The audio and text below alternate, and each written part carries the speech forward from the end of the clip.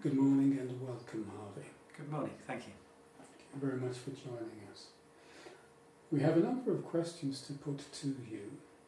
Before we start, I need to ask you a very serious question. What do you think about Sam Allardyce's position?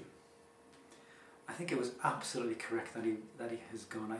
I didn't expect the FA to act so quickly, or him, but I'm really pleased that they did, because I think whatever was behind his comments that he was probably trapped into doing, the Football Association in England have to have a zero tolerance of anything like that at all.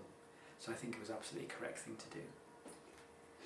I ask, obviously, because you're a sportsman yourself, quite an athlete, a cyclist and a runner, I understand. Did you cycle for any part of your journey here this morning? I did a cycle from home to St Pancras Station, which is about 10 miles, I think. 10 miles, okay. What's your average daily commute? 10, 11 miles there, 10, 11 miles back approximately. Right, Yeah. okay. Yeah. So keeping in shape is incredibly important for you. Definitely. Okay. Thanks very much for that. We're going to get into perhaps the lesser questions of the interview now. Harvey, please tell us a little bit about the organisation. What does it do? What is it for? Who is it for?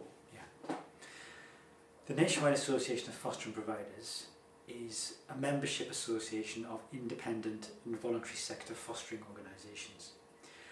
Within the UK, local authorities have their own fostering services, and some of the children that come into care and are placed with foster carers go to local authorities' own foster carers. Another group of children, about a third of those in foster care, go to independent and voluntary sector organisations. That includes as large charities like Barnardo's and Action for Children. It includes small businesses, it includes cooperatives, it includes other not-for-profits, it includes some large private sector providers as well. Those organisations, which are not remotely homogenous, my organisation has a lot of those organisations in membership. We represent about 84% of children placed with those organisations. And our role is to campaign for the children placed with them. So I spend a lot of time talking to those organisations, talking to the managers, sometimes talking to the young people and their carers, to find out what are the things that are stopping them doing their job as well as they possibly could. Because the better they can care for children, the better it is for those children who are placed with their foster carers. So my job is to identify those areas and then campaign for change. Thank you. Thank you. You say, as I understand it, that your job is to campaign on the behalf of the children placed with the foster carers. Some might say that an organisation has a range of stakeholders, especially one like yours, and they might suggest that the stakeholders, not in any particular order, are those that manage and run foster care provision in the independent sector, foster carers, and then children. But those particular stakeholders, they're not an homogenous group. No. Is there a hierarchy within that? You say that you represent them. Are you likely to represent the interests of one more than the other, perhaps?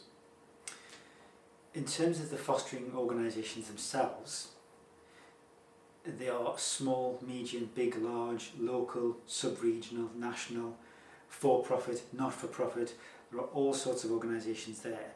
We've got a very clear governance structure that elects our governing body, our executive, from that membership, which actually makes sure that not one kind of organisation has more say than another. And in fact, the governance structure is slightly skewed towards smaller organisations having more say than larger organisations.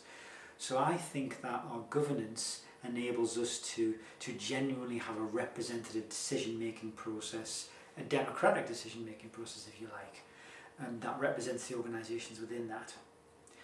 Within that, I'm very clear, and NAFP is very clear, that when those organisations join us, when they continue to be members of us, when they pay their annual fee to renew their membership, it's because we're a child-centred organisation that will help them to do better by children.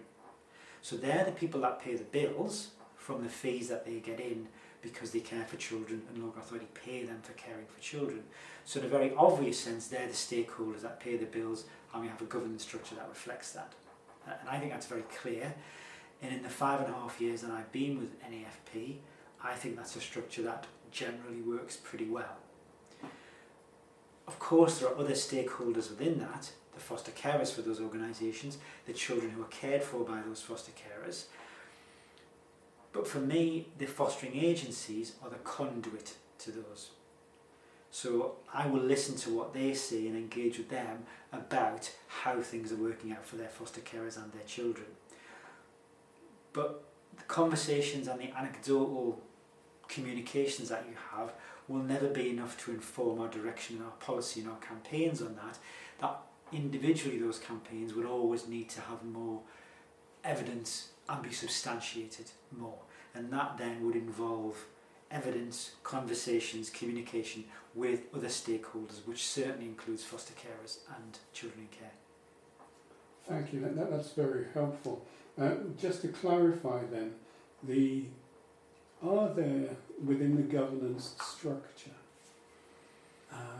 established mechanisms that grant representation to foster carers and all children, or do you have kind of ad hoc processes for gaining their views on particular issues? Does that make sense? It does.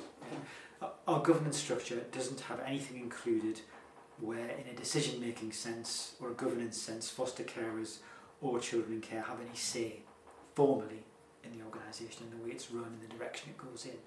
That's through our executive, which is elected from our membership. So that's that. That is the organisation, and that's who it works with directly. It's always important to me when somebody tells me there's a problem to then investigate the problem to find out what I need to know to understand if there is a problem at all. If there is a problem, what's the nature of it, and given that I know what the nature of it is, I have some understanding of that, what will the solution be? And a solution that impacts on children in foster care would necessarily have to include understanding what children in care think about that, how it impacts on them, and the main caregiver in this situation, which is the foster carer. So despite the fact that the governance doesn't include that, in order to find solutions, it's a necessity that it does. That's very helpful, very clear. Thank you very much for that, Harvey.